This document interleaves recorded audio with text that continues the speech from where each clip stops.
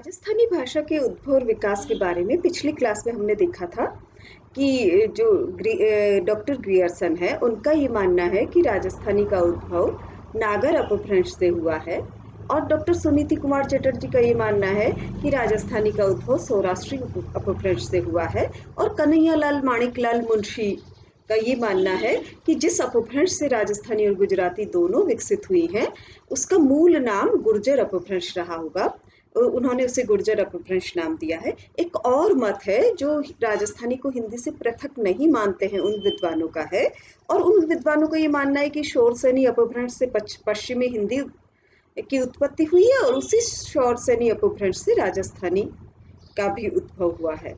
इस पर विवाद है, राजस्थानी शोरसेनी अपभ्रंश से उत्पन्न हुई है या क्या। लेकिन अधिकतर राजस्थानी के विद्वान ये मानते हैं कि राजस्थानी गुर्जर अपभ्रंश से उत्पन्न हुई है।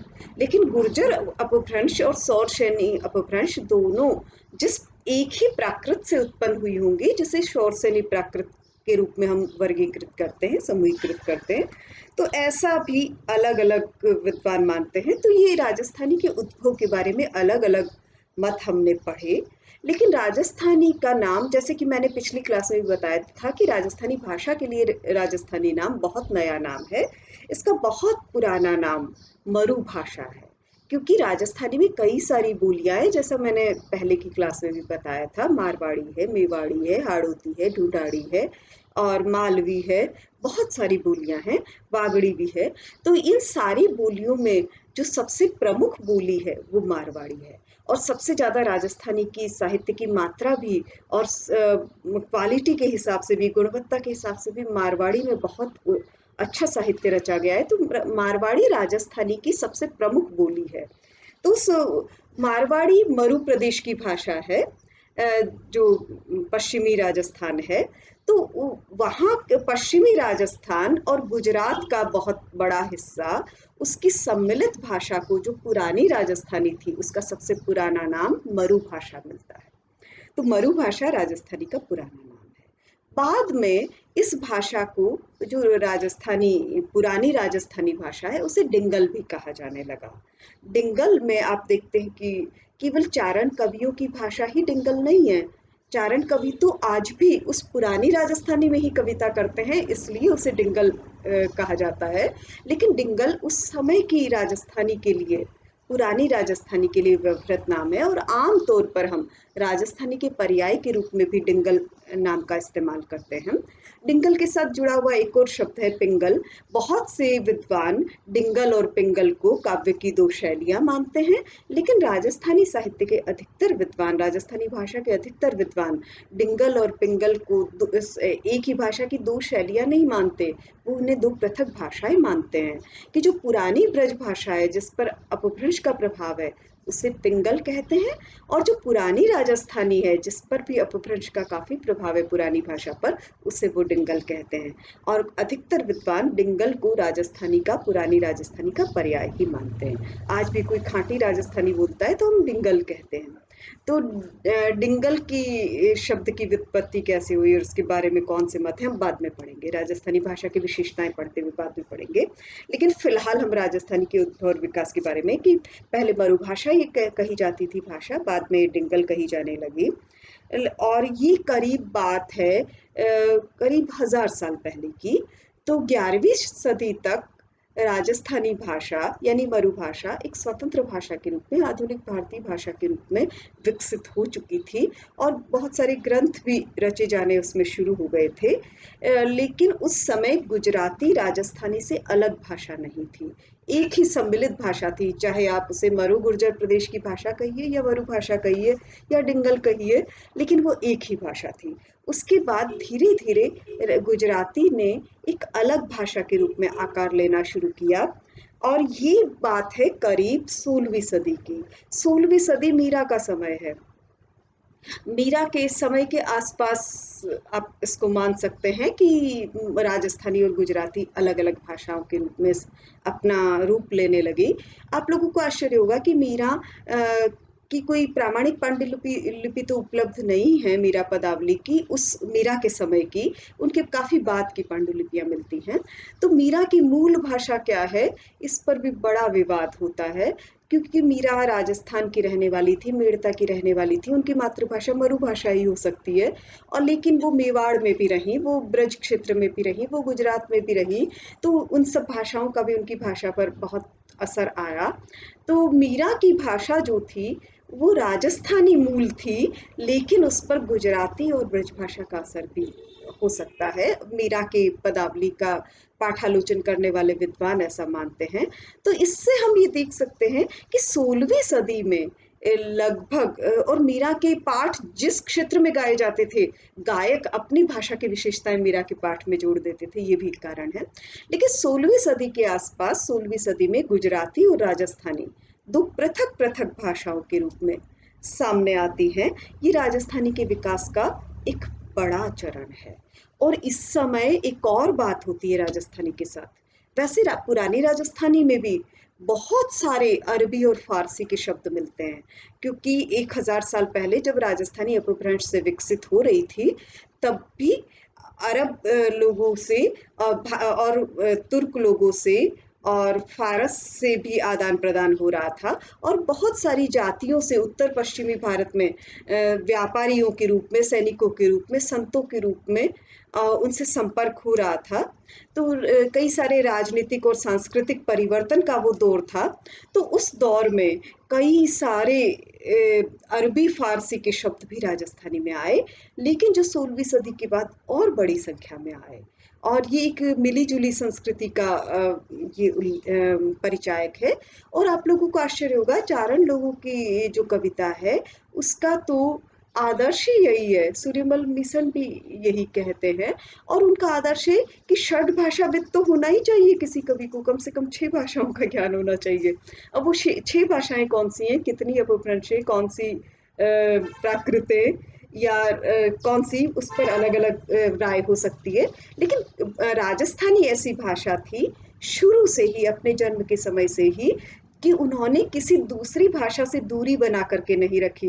ब्रज भाषा से, या खड़ी बोली से, या पंजाबी से, या गुजराती तो बाद में इसी से निकली, या अरबी से, फारसी से, सबसे आदान प्रदान ये भाषा करती रही, और इसी से ये विकसित होती रही। तो षड भाषाविद चंद बरदाई कहते भी हैं, चंद बरदाई पिंगल के कवि है, पृथ्वीराज रासो डिंगल का नहीं काव्य है, वो पिंगल का काव्य है, लेकिन राजस्थान का ही है। तो उसके षड भाषा पुराणम च पुराणम कथितम मया, कि मैं 6 भाषाओं में अपनी बात कहता हूँ, और पुराण के साथ साथ कुरान की भी बात कहता हूँ। तो यही आदर्श राजस्थान के चारण कवियों का भी रहा है, कि उन्होंने भाषा को बहुत सारी भाषाओं से मिला करके विकसित किया है। सूर्यमल मिशन ने भी ऐसा किया है। तो ये बहुत सीखने लायक बात है। आज जब भाषाओं की राजनीति हावी होती है, तब हमें राजस्थानी के उस उदार रूप को याद करना चाहिए, जिसने सारी भाषाओं के शब्दों और यहाँ तक कि व्याकरणिक विशेषताओं को भी अपने भीतर स्थान दिया है। जब हम लोग दोनों पुस्तकें पढ़ेंगे, हाला झलारा कुंडलिया और राजियारा दुआ, तो आप देखेंगे मराठी क्रियाएं भी वहाँ आ रही हैं, गुजराती क्रियाएं भी वहाँ, संबंध सूचक अव्यय आ रहे हैं, कारक आ रहे हैं गुजराती और मराठी के। ऐसी बहुत सारी भाषिक विशेषताएं आपको मिलेंगी। अरबी फारसी के शब्द तो वहाँ मिलेंगे ही मिलेंगे संस्कृत के साथ साथ। तो ये जो राजस्थानी का उदार रूप है, वो राजस्थानी भी शुरू से रहा है। और राजस्थानी की सबसे प्रमुख बोली मारवाड़ी रही है, लेकिन वो एकमात्र बोली नहीं रही है। और सारे राजस्थान के अलग अलग प्रदेशों में रहने वाले कवियों ने अपनी अपनी देशज विशेषताओं के साथ कविता करते हुए भी एक मानक राजस्थानी को रचने की कोशिश भी साथ साथ रखी है। तो एक बहुत एक बड़ी सुंदर यात्रा है राजस्थानी के विकास की। तो हम लोग इसके बारे में, जो अब लालस जी ने अपने उस सबद को उसकी भूमिका में लिखा है, उससे मैं कुछ और बात, एक विशेषता इन्होंने ये भी लिखी है कि राजस्थानी एक पृथक भाषा हिंदी से इसलिए मानी जानी चाहिए भाषा वैज्ञानिक दृष्टि से, क्योंकि राजस्थानी का पश्चिमी हिंदी से जितना सघन रिश्ता है, उससे ज्यादा कहीं सघन रिश्ता उसका सिंधी और पंजाबी से महसूस होता है। तो उन दोनों के बीच की ये भाषा है, ये एक पृथक भाषा वैज्ञानिक विशेषताएं। जब हम राजस्थानी की भाषिक विशेषताएं देखेंगे, तो हम देखेंगे कि इसकी कारक विभक्तियां अलग हैं बिल्कुल। हिंदी पश्चिमी हिंदी से बिल्कुल अलग है, खड़ी बोली या ब्रज से बिल्कुल अलग है। तो ये अलग इसकी भाषिक विशेषताएं हैं। तो भाषा वैज्ञानिक दृष्टि से राजस्थानी एक पृथक भाषा है, लालस जी ये मानते हैं। और पंजाबी और सिंधी से भी कुछ विशेषताएं इसकी मिलती हैं, लेकिन ब्रजभाषा से भी कुछ विशेषताएं मिलती हैं, खड़ी बोली से भी कुछ मिलती हैं। क्योंकि भारत में कोई भाषा एकदम किसी राजनीतिक प्रदेश की तरह खत्म और आरंभ नहीं होती है, वो शनै शनै बदलती है। तो इस तरह से राजस्थान एक बहुत बड़ा प्रदेश है भौगोलिक रूप से, और मध्य प्रदेश से छत्तीसगढ़ अलग हुआ है, उसके बाद तो भौगोलिक रूप से भारत का सबसे बड़ा राज्य है। तो इसमें कई सारी तरह की राजस्थानियां हैं, राजस्थान की कई बोलियां हैं, तो उनमें अलग अलग विशेषताएं हैं। तो और उनमें जो सीमावर्ती क्षेत्र की जो बोलियां हैं, उनमें ऐसी विशेषताएं मिलती हैं जो दो भाषाओं की सीमावर्ती बोली में मिलती हैं। तो बड़ी रोचक राजस्थानी के उद्भव और विकास की यात्रा है। तो मोटे तौर पर अगर हम देखें तो हजार साल पहले, यानी कि 11वीं शताब्दी तक तो हम ये मान सकते हैं कि राजस्थानी साहित्य के रूप में अभिव्यक्ति पाने के लिए विकसित हो चुकी थी। लेकिन सीताराम लालस जी थोड़ी अलग मान्यता देते हैं। वो ये कहते हैं कि जो सिद्ध कवि हैं, उन्होंने सरहपा का भी उदाहरण दिया है अपनी सबद कोश की भूमिका में, और लुइपा का भी दिया है। और लुइपा के लिए तो ये कहते हैं कि इनकी भाषा राजस्थानी के पुराने रूप के बहुत करीब है। अब ये सिद्ध लोग चूंकि पूर्वी भारत के रहने वाले थे, अब ये उनकी भाषा में राजस्थानी का असर है या सिद्धों का कोई ग्रंथ जो नाथपंथी मठों या सिद्धों के मठों में सुरक्षित रहा, उसको किसी राजस्थानी जानने वाले ने संकलित किया, पता नहीं क्या बात है। या फिर हो सकता है कि उस समय की एक मानक भाषा ऐसी रही हो जिसकी विशेषताएं पुरानी राजस्थानी में भी मिलती हो और सिद्धों की भाषा में भी मिलती हो। तो लोईपा का समय तो लगभग 9वीं सदी है, सरहपाद का समय तो और पहले 7वीं सदी है। तो अगर उस समय राजस्थानी का मूल रूप माने, पर ऐसा सिर्फ लालस जी मानते हैं। तो हो सकता है कुछ ऐसी राजस्थानी की विशेषताएं उस समय भी विकसित हो रही हो, लेकिन अधिकतर विद्वान ये मानते हैं कि 11वीं सदी तक जब राजस्थानी आई तो उसका साहित्यिक रूप विकसित हो चुका था। एक उसमें एक परिपक्व अभिव्यक्ति की क्षमता आ गई थी। तो किसी भाषा में परिपक्व अभिव्यक्ति की क्षमता आने के लिए कुछ 100 सालों का समय तो चाहिए ही। तो चाहे सिद्धों की भाषा में राजस्थानी का प्रभाव हो या ना हो, लेकिन ये माना जा सकता है कि 11वीं सदी में जो भाषा साहित्यिक भाषा के रूप में उभर करके आई, उसकी कम से कम 200-300 साल पुरानी पृष्ठभूमि तो विकास की रही ही होगी। तो हम मोटे तौर पर ये मान सकते हैं। लेकिन राजस्थानी में जो पहला प्रबंध काव्य है, प्रबंध कृति है, वो बीसल देवरासु है। और बीसल देवरासु एक गेय कृति मानी जाती है। हालांकि राजस्थान में इसके गाने वाले के बारे में मैंने नहीं सुना है, लेकिन हमारे साहित्य के इतिहासों में यही आता है कि ये गेय कृति है। गीति काव्य तो ये है ही, कोई शक नहीं।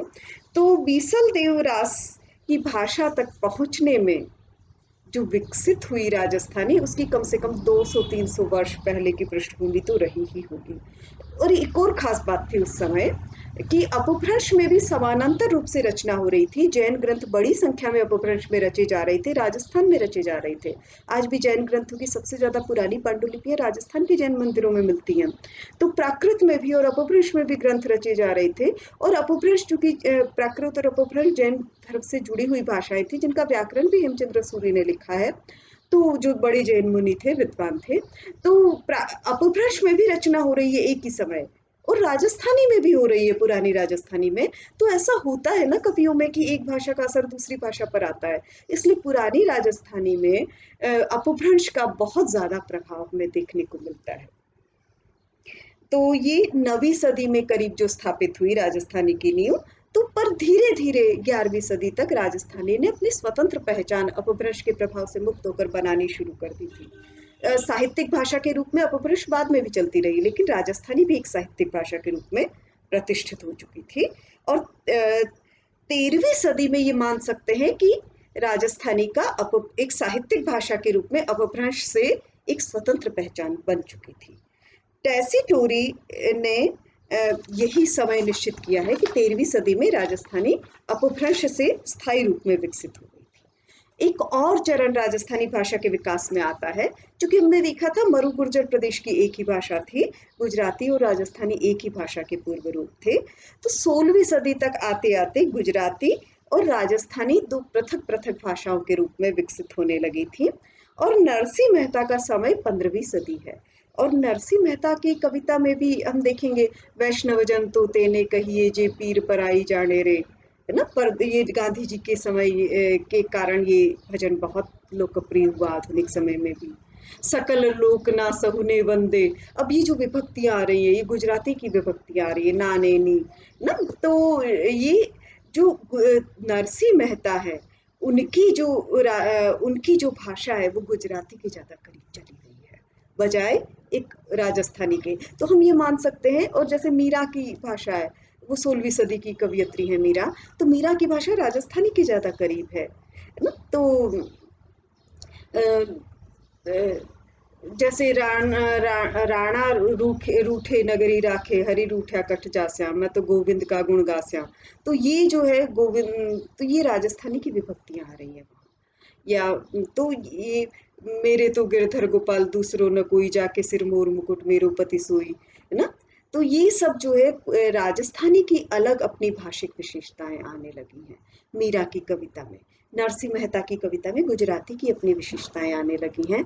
विभक्तियां कुछ भाषा के पृथक्करण के लिए जो प्रमुख चीजें होती हैं, एक होती है कारक विभक्ति, उनमें से एक होती है अव्यय, उनमें से एक होता है, और सहायक क्रियाएं उनमें से एक होती हैं। तो हम 16वीं सदी के आसपास देखते हैं कि गुजराती के कारक अलग रूप लेने लगे थे और राजस्थानी के कारक अलग रूप लेने लगे थे। और शब्द समूह भी कुछ कुछ आदान प्रदान होते हुए भी कुछ अपने शब्द विकसित हो रहे थे। तो 16वीं सदी में राजस्थानी एक गुजराती से पृथक भाषा के रूप में विकसित हुई। साहित्यिक भाषा तो पहले से थी। उसके बाद एक नया चरण आता है 16वीं सदी के बाद, वो सूर्यमल मीसण के रूप में आप मान सकते हैं। राजस्थानी के एक बड़े कवि हैं, डिंगल और पिंगल दोनों में उन्होंने रचनाएं की हैं। और उनके साथ आता है कि राजस्थानी का आधुनिकीकरण शुरू होता है, लेकिन फिर भी सूर्यमल मीसण के यहाँ बहुत ज्यादा आधुनिक राजस्थानी नहीं है, लेकिन वैसी खाँटी डिंगल भी नहीं है। उनके यहाँ कुछ आधुनिक रूप मिलते हैं। लेकिन उसके बाद आधुनिक राजस्थानी में रचनाएं शुरू होती हैं। सेठिया जी, कन्हैया लाल सेठिया, मनोज दे पावत, बहुत सारे। बिज्जी की जो भाषा है वो भी बिल्कुल पुरानी राजस्थानी की तरह नहीं है, आधुनिक राजस्थानी की तरह है। आज जो आधुनिक कवि लिख रहे हैं राजस्थानी भाषा में, वो हिंदी से बहुत कुछ ले रही है और दे रही है। तो जो आधुनिक युग में एक नई चेतना भाव पक्ष में भी आई राजस्थानी में, और उसकी भाषा में भी कई सारे परिवर्तन हुए। बहुत सारे हिंदी के, संस्कृत के पारिभाषिक शब्दावली राजस्थानी में घुस गई। जैसे अगर राजस्थानी भाषा में आलोचना लिखनी है, समीक्षा लिखनी है, पुस्तक समीक्षा लिखी जानी है, या फिर कोई कहानी लिखनी है आदर्श आधुनिक समय को लेकर के, तो बहुत सारे ऐसे शब्द, बहुत सारे ऐसे शब्द रूप, बहुत सारे ऐसे पारिभाषिक शब्दावली ऐसी आ जाएगी जो पुरानी राजस्थानी में नहीं है, मध्यकाल की राजस्थानी में भी नहीं है, लेकिन आज की राजस्थानी को उनकी जरूरत है। तो हम मोटे तौर पे राजस्थानी का विकास ये इस इन 3 चरणों में समझ सकते हैं। पहला, जब राजस्थानी अपभ्रंश भाषा से अलग हुई। दूसरा, जब राजस्थानी गुजराती से अलग हुई। तीसरा, जब राजस्थानी एक आधुनिक भाषा के रूप में हमारे सामने आई, एक साहित्यिक भाषा के रूप में तो आई ही। तो राजस्थानी भाषा के उद्भव और विकास के रूप में आज हम यहीं तक अपनी बात रखते हैं। जब हम राजस्थानी साहित्य का अध्ययन करेंगे तो हम फिर से इस पर एक बार फिर रिव्यू कर लेंगे। तब तक आप लोग भी पढ़ लेंगे राजस्थानी भाषा के उद्भव और विकास को। और आपकी कोई क्वेरीज हों तो महारानी कॉलेज के अधिकतर छात्राओं के पास मेरा फ़ोन नंबर है, आप लोग मुझे व्हाट्सएप कर सकते हैं, आप मुझे टेक्स्ट मैसेज कर सकते हैं। तो आपकी जो क्वेरीज होंगी तो मैं अपने आगामी वीडियो में उनको सॉल्व करने की कोशिश करूंगी। तो आप लोग अपने प्रश्न लिख के मुझे भेज सकते हैं। मैं आगामी वीडियोस में उसको लेने की कोशिश करूंगी। पता नहीं ये वीडियो कब अपलोड होगा, जब भी होगा तो उसके बाद भी जब कभी हम बात करेंगे, क्योंकि हमारी ये क्लासेस ऑनलाइन तो चलती ही रहेंगी वीडियो के रूप में। तो आपके प्रश्न आप ज़रूर नोट करके रखिए और मुझे किसी भी माध्यम से लिखित रूप में भेज दीजिए। जो भी हमारी अगली कक्षाएं होंगी आपके प्रश्नों के मिलने के बाद, उसमें मैं उन प्रश्नों का समाधान करने की कोशिश करूंगी। और अगली क्लास जो हम पढ़ेंगे वो राजस्थानी की बोलियों के बारे में पढ़ेंगे। अभी तक हमने राजस्थानी भाषा का उद्भव विकास पढ़ा, अब राजस्थान की बोलियां अगली क्लास में पढ़ेंगे। नमस्ते।